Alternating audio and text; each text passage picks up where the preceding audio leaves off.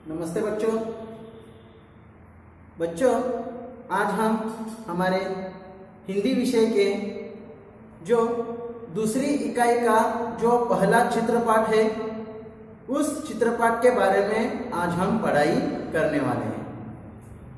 तो देखिए, हमारी कक्षा छठी के जो हिंदी सुलभ भारती इस पाठ्य पुस्तक में से जो हम दूसरी इकाई का जो आज पहला चित्रपाठ जो सीखने जा रहे हैं जिसका नाम है उपयोग हमारे। तो जैसे कि पहली इकाई में भी शुरुआत में हमने चित्रपाठ के जरिए अध्ययन करना शुरू किया था। जिस तरह से हमने एक मेला इस चित्रपाठ का अध्ययन किया था और जो पहला हमारा चित्रपाठ था वो कौन सा था, जो यातायात के साधन थे, जिसमें हमने शहर के जो साधन थे वो कौन कौन से थे, रेल स्थानक, बंदरगाह, बस स्थानक और हवाई अड्डा। तो इन 4 चित्रपाठों के जरिए हमने इसका अध्ययन अच्छी तरह से किया था। तो चित्रपाठ के जरिए वाक्य को कैसे बनाया जाता है, वाक्य किस तरह से लिखे जाते हैं, तो इन चित्रपाठ का निरीक्षण करके हमने ऐसे वाक्य बनाए थे।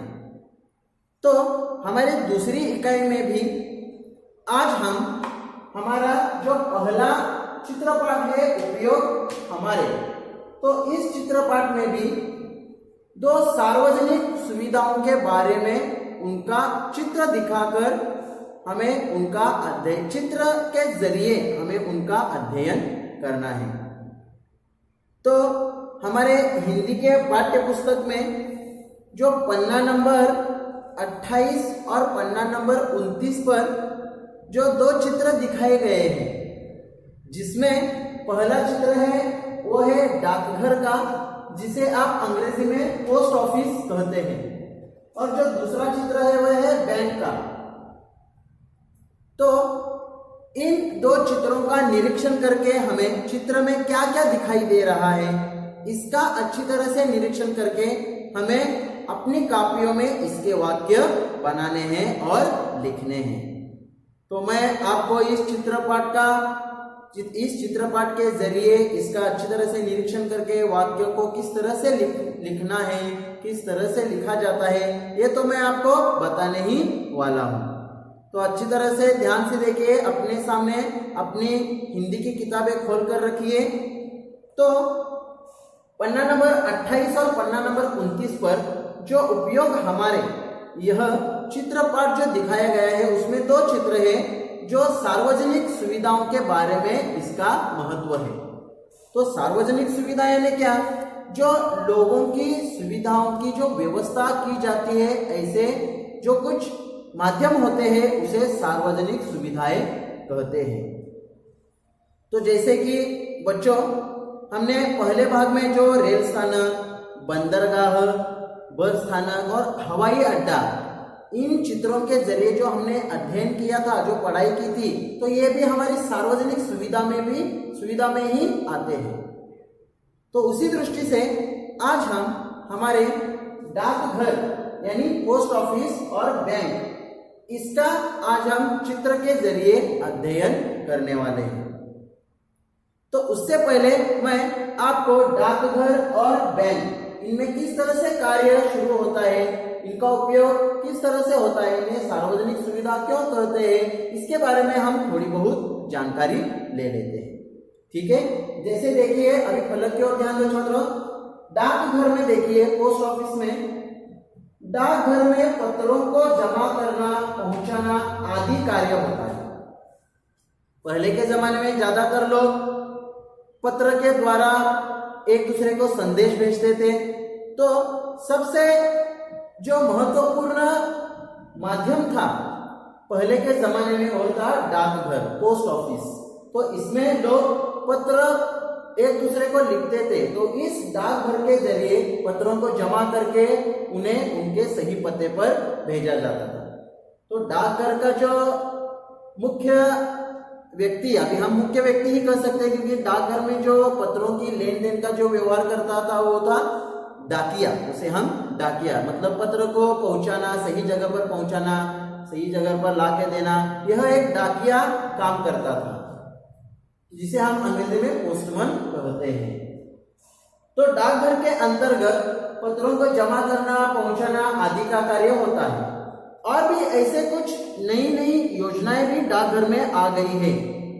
आप डाकघर में गए होंगे, पोस्ट ऑफिस में गए होंगे तो आपको अच्छी तरह से मालूम होगा। जैसे कि देखो, डाकघर के अंतर्गत बचत खाता, मनी ऑर्डर जैसी सुविधाएं भी होती है और कई प्रकार की जो अभी नई नई सुविधाएं आ गई हैं, ऐसी सुविधा भी डाकघर के अंतर्गत शुरू की गई है, जिसमें देखो हम बचत खाता खुलवा सकते हैं। अगर हमें अपने भविष्य के लिए पैसों की जमा पूंजी करनी है तो पोस्ट ऑफिस में हम अपना बचत खाता खुलवा सकते हैं और उसमें अपना सारा रुपया बचत करा सकते हैं।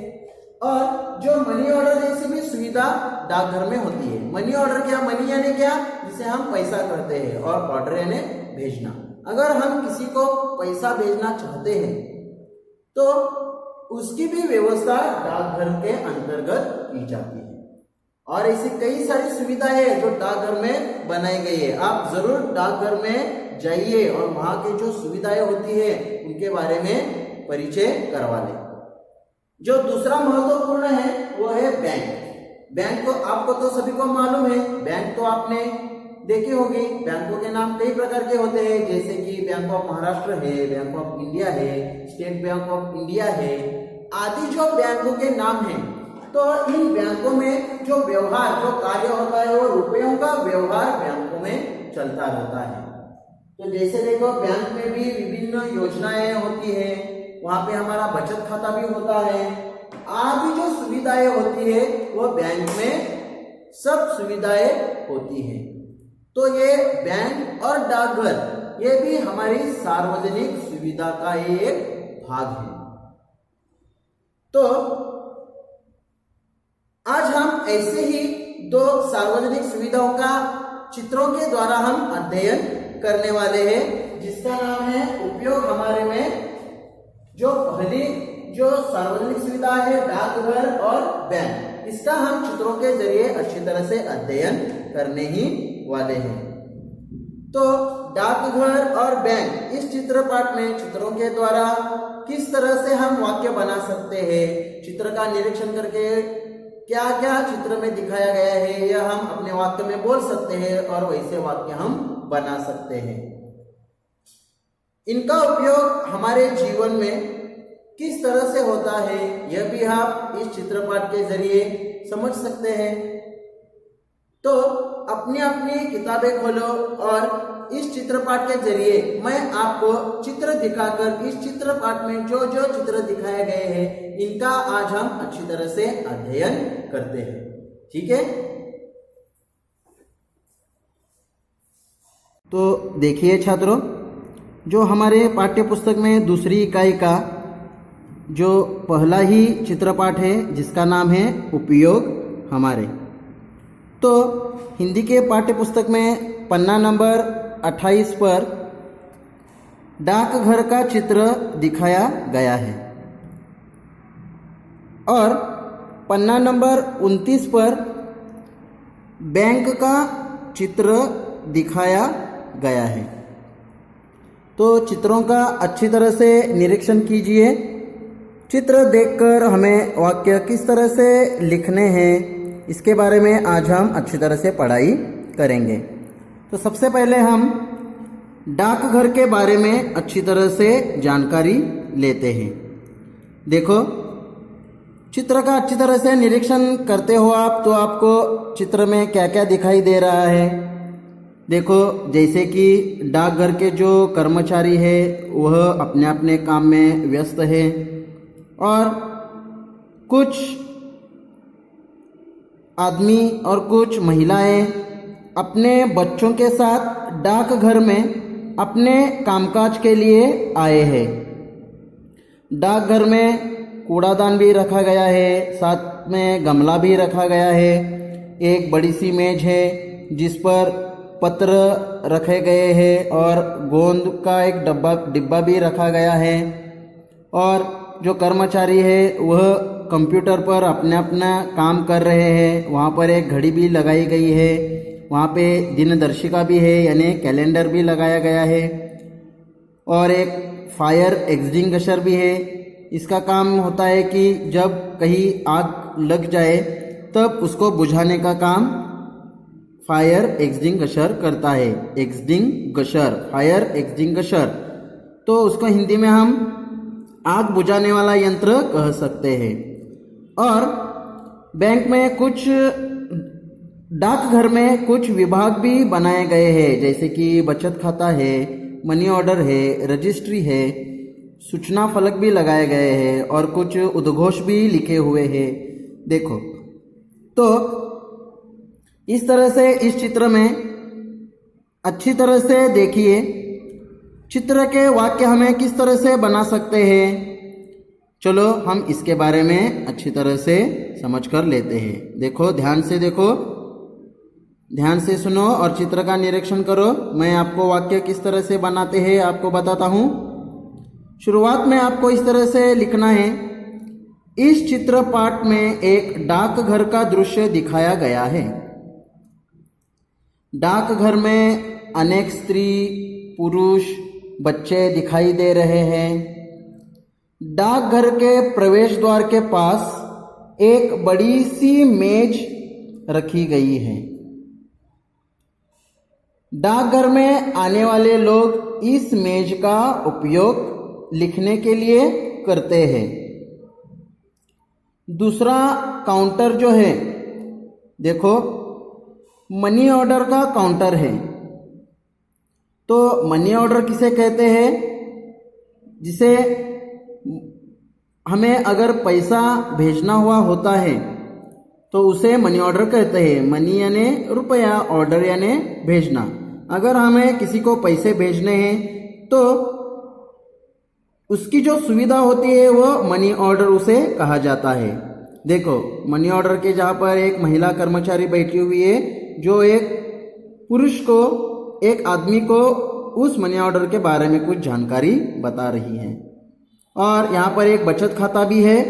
उस बचत खाते की जानकारी एक पुरुष वहाँ पे कर रहा है और उसके साथ उसकी बेटी भी आ गई है। तीसरा जो काउंटर वहाँ पे है, देखो, रजिस्ट्री और टिकट, यानी रजिस्ट्री यानी पंजीकृत करना। देखो, जो हम पत्रों को जो टिकट वगैरह लगाते हैं वह यहाँ पर देने की सुविधा है। और वह महिला अपने कंप्यूटर पर अपने कार्य में व्यस्त हो गई है। रजिस्ट्री से भेजे जाने वाली डाक यहाँ दी जाती है। इस काउंटर पर, मतलब इस विभाग पर, विविध मूल्यों का डाक टिकट भी मिलता है। डाकघर में पुरुष और महिला कर्मचारी काम करते हुए नजर आ रहे हैं। डाकघर के अधिकांश कर्मचारी कंप्यूटर पर काम करते हैं। डाकघर में स्वच्छ वातावरण के लिए कहीं पर भी कूड़ा कचरा ना हो, इसलिए वहाँ पे कूड़ादान भी रखा हुआ है। और साथ में गमले में एक पौधा भी लगाया गया है जो डाकघर की शोभा को बढ़ाता है। जगह जगह पर सूचना पट्टी भी लगाई गई है, उद्घोष लगे गए हैं, जैसे बचत आपकी प्रगति देश की, प्रगति यानी उन्नति। और वहाँ पे एक पुरुष कर्मचारी जो बैठा है उसके यहाँ पर लिखा है, हम आपकी आवश्यकता समझते हैं। मतलब डाकघर में किसी भी प्रकार के हमें जो जानकारी मिलनी हुई होते हैं उसके लिए पूछताछ कक्ष भी वहाँ पर होता है। एक अन्य सूचना पट भी लगा हुआ है जिस पर प्रतिदिन की महत्वपूर्ण सूचना लगाई जाती है। देखो, यहाँ पे सूचना है जो प्रतिदिन में जो डाकघर में चलने वाला कामकाज है इसकी सूचना यहाँ पर लिखी जाती है। ग्राहकों की सुविधा के लिए दीवार पर घड़ी भी लगाई गई है और साथ में दिनदर्शिका यानी कैलेंडर भी लगाया गया है। और साथ में आग बुझाने वाला अग्निशमन यंत्र भी वहां पर रखा गया है। उसे हम अंग्रेजी में फायर एक्सटिंग्विशर कहते हैं। कहीं पर भी आग अगर लग जाए तो उसे बुझाने का काम यह अग्निशमन यंत्र करता है। तो आपने ऐसे सार्वजनिक सुविधाओं में ऐसे अग्निशमन यंत्र देखे होंगे। देखो, इस विभाग में एक महिला कर्मचारी है, जहां पर पोस्टमैन है जो डाकिया है, वह उस कर्मचारी महिला के पास से पत्रों को ले रहा है या फिर पत्रों को जमा भी कर रहा है। तो बच्चे भी डाकघर में आ गए हैं और डाकघर की जो जानकारी है उन्हें मिलने के लिए वो अपने माँ पिताजी के साथ आए हैं। एक आदमी मेज पर पत्र लिख रहा है और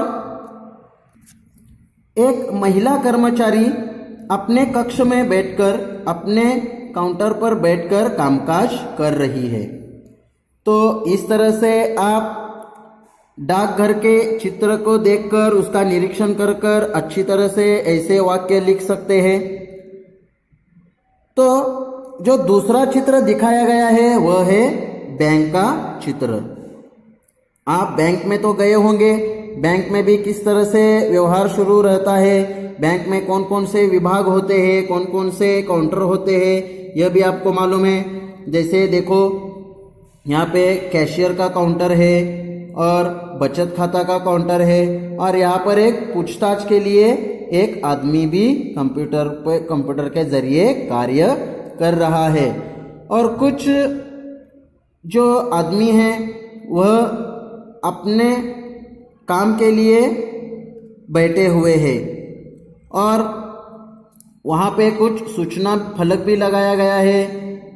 साथ ही अपने कंधे पर बंदूक लिए सुरक्षा कर्मी भी वहाँ पर खड़े हैं। देखो, बैंक में ज़्यादातर सुरक्षा कर्मी होते हैं ताकि बैंकों में ज़्यादा से ज़्यादा पैसों का व्यवहार, रुपयों का व्यवहार चलता रहता है।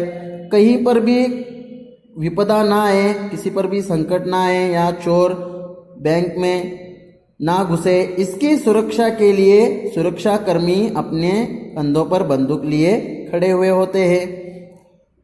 कुछ आदमी अपना बचत खाता निकालने के लिए या फिर पैसों को निकालने के लिए एक लाइन में, एक कतार में खड़े हैं। तो एक लड़का पैसों की रसीद लेकर बाहर जा रहा है। वहाँ पर गमला भी रखा गया है और कई सारे बैंक के कर्मचारी अपने अपने काम में व्यस्त दिखाई दे रहे हैं। जैसे देखो, बैंक की जो महत्वपूर्ण जो योजनाएं होती है, वो सुविधाएं होती है, उसके लिए भी कुछ अलग कक्ष, अलग काउंटर बनाया जाता है। तो बैंक के वाक्य हम किस तरह से लिख सकते हैं? जैसे देखिए, शुरुआत कैसे करनी है मैंने आपको बताया। यह चित्रपट बैंक का है। ये चित्रपट में एक बैंक का दृश्य दिखाया गया है। बैंक में अनेक स्त्री, पुरुष, बच्चे दिखाई दे रहे हैं। प्रवेश द्वार के पास ही खाकी गणवेश में अपने कंधे पर बंदूक टांगे हुए एक चौकीदार खड़ा है। वह बैंक की रक्षा के लिए तैनात खड़ा है। प्रवेश द्वार के पास पूछताछ कक्ष के लिए एक काउंटर भी बनाया गया है। बैंक की विभिन्न योजनाएं, सुविधाएं, अलग अलग विभागों के बारे में जानकारी यहाँ पर मिलती है और एक औरत वहाँ पर पूछताछ कक्ष पर उस कर्मचारी से बात कर रही है। बैंक में अनेक काउंटर दिखाई दे रहे हैं, जैसे कि कैशियर है, बचत खाता है आदि जो काउंटर है तो इस बैंक में दिखाई दे रहे हैं। यहाँ बैंक में बचत योजना के विषय के बारे में जानकारी प्राप्त होती है। बैंक में मैनेजर के लिए अलग सा कक्ष बनाया गया है। देखो, बैंक का जो मुखिया होता है उसे मैनेजर कहते हैं और उसे हिंदी में हम शाखा प्रबंधक भी कहते हैं। ठीक है, अच्छी तरह से ध्यान में रखो। बैंक का जो मुखिया होता है वह कौन होता है? मैनेजर यानी शाखा प्रबंधक। तो मैनेजर बैंक का सबसे महत्वपूर्ण व्यक्ति होता है। मैनेजर के कक्ष के बाहर एटीएम मशीन भी रखा गया है। देखो, एटीएम मशीन के बारे में आपको तो पता है, तो जिससे हम पैसे अपने एटीएम कार्ड के द्वारा निकाल सकते हैं। एटीएम का लॉन्ग फॉर्म आपको मालूम होगा। तो एटीएम का लॉन्ग फॉर्म यानी automated teller machine. Automated teller machine यानी उसे हिंदी में स्वयं चलित गणक यंत्र कहते हैं। समझ में आ गया? एटीएम ऑटोमेटेड टेलर मशीन, उसे हिंदी में कहते हैं स्वयं चलित गणक यंत्र। तो इस एटीएम मशीन के द्वारा हम अपने पैसे निकाल सकते हैं। और इस एटीएम मशीन के पास ही गमले में एक पौधा भी रखा गया है जो बैंक की शोभा बढ़ा रहा है। और जैसे कि हमने कहा कि ज़्यादातर सार्वजनिक सुविधा में अग्निशामक यंत्र रखे जाते हैं। कहीं पर भी आग जैसी दुर्घटना हो तो आग बुझाने के लिए ये अग्निशमन यंत्र काम करता है। यह बैंक की एक आधुनिक शाखा प्रतीत होती है। ये बैंक में हर प्रकार की जो शाखाएं होती है उसी तरह से यह बैंक की एक आधुनिक शाखा है। यहाँ पर सभी कर्मचारी अपने अपने काम पर व्यस्त है और ज़्यादातर सभी कर्मचारी कंप्यूटर पर काम करते हैं। तो एक बूढ़ा आदमी भी दिखाई दे रहा है जो वहाँ पे पर्ची लेकर उस पे कुछ लिख रहे हैं। तो एक आदमी अपना नंबर आने तक वहाँ पर बैठे हुए हैं और एक महिला बचत खाते के काउंटर पर बचत खाते संबंधी पूछताछ कर रही है। और कुछ दो पुरुष है जो कैशियर के काउंटर पर अपने पैसे जमा कर रहे हैं या फिर कोई पैसे भर भी रहे हैं।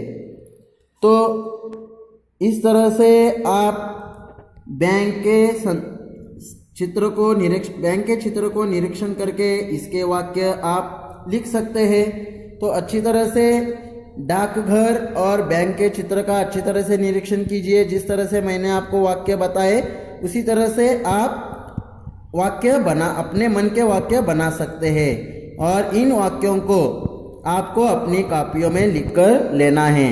डाकघर संबंधी आपको अलग से वाक्य लिखने हैं और बैंक संबंधी आपको अलग से वाक्य लिखने हैं। ठीक है, समझ में आ गया?